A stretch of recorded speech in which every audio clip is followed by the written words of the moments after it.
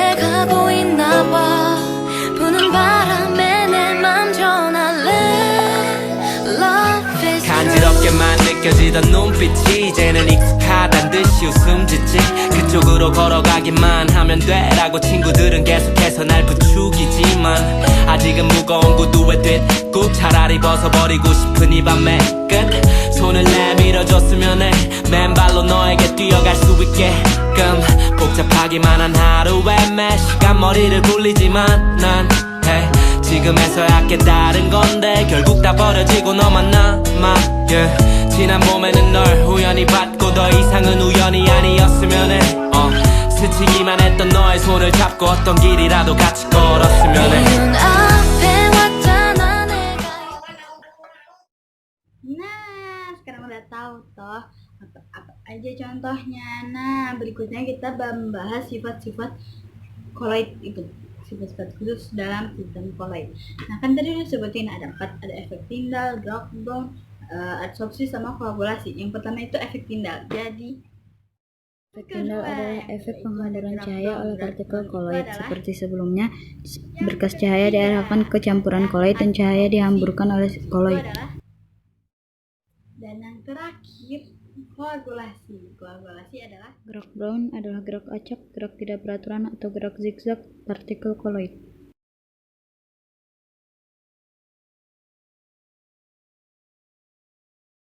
Adsorpsi merupakan peristiwa menempelnya muatan di permukaan partikel koloid. Berdasarkan sifat adsorpsinya, Sol dibedakan atas soliofil dan soliofob. Soliofil merupakan jenis koloid yang fase terdispersinya dapat mengikat atau menarik medium pendispersinya. Soliofob merupakan yang fase terdispersinya tidak dapat menarik medium pendispersinya. Soliofil adalah asap, busa, dan lainnya. Soliofob adalah susu, keju, dan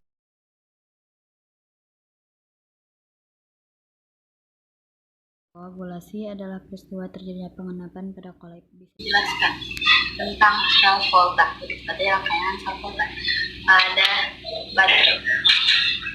Ya, di sini saya menggunakan 2 jenis baterai yang berbeda. Pertama, ada baterai ABC. Baterai ABC. Dan yang satunya lagi baterai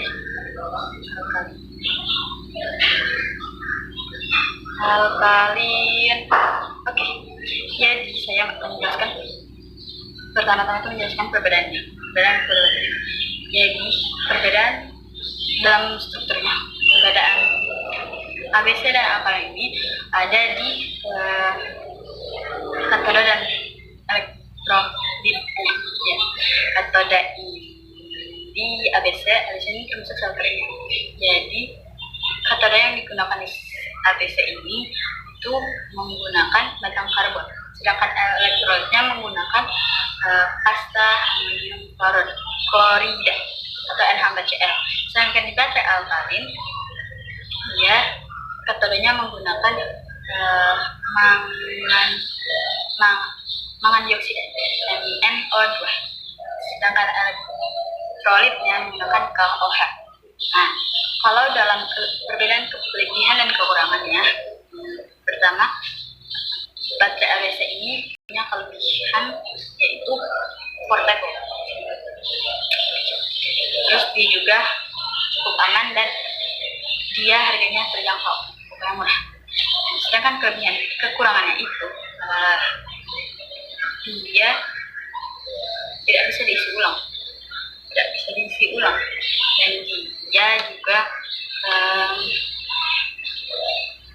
dia tidak bisa diisi ulang. Dia juga tidak tahan lama. Selain itu, dayanya akan menurun jika digunakan pada arus yang besar karena ion-ionnya itu membutuhkan waktu yang lama untuk berdifusi menjauhi elektroda. Selain itu juga dia bisa mengalami kebocoran jika pengemasannya tidak rapi. Sedangkan pada alkalin ini dia punya kelebihan yang pertama itu dia tahan lama, terus dia juga arus yang dihasilkan itu cukup besar dibandingkan sel kering, harusnya dihasilkan oleh sel kering. Dan meskipun tegangannya itu tuh besar sebanyak 1,5 volt, dan dia juga tegangannya itu stabil selama pengoperasiannya. Nah, terus untuk kekurangannya itu tidak banyak, pokoknya dia juga nggak bisa diisi ulang. Dan Tadi kan kita udah tahu tuh apa itu kolloid, apa itu sel volta. Sekarang mari kita ketahui tentang korosi. Jadi korosi itu adalah peristiwa perusakan logam oleh karena terjadinya reaksi kimia antara logam dengan zat-zat di lingkungannya yang membentuk senyawa yang tidak diinginkan. Nah, contoh-contohnya itu apa aja? Kita lihat.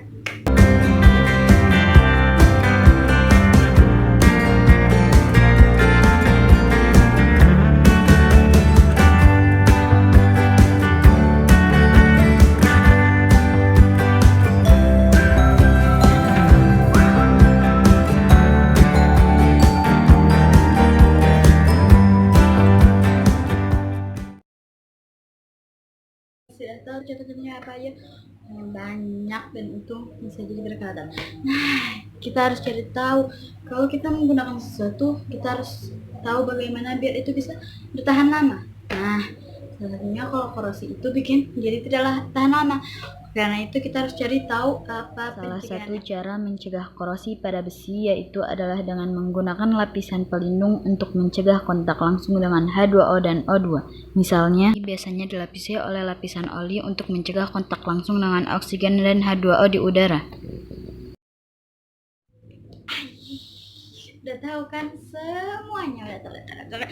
Oke, karena itu mungkin sekian dari saya, kurang lebihnya mohon dimaafkan. Semoga itu semua bermanfaat untuk kalian yang menonton, dan terima kasih untuk semua ujiannya, untuk guru-guru yang kami sayangi, yang kami cintai. Semoga diberikan yang terbaik untuk kita semua.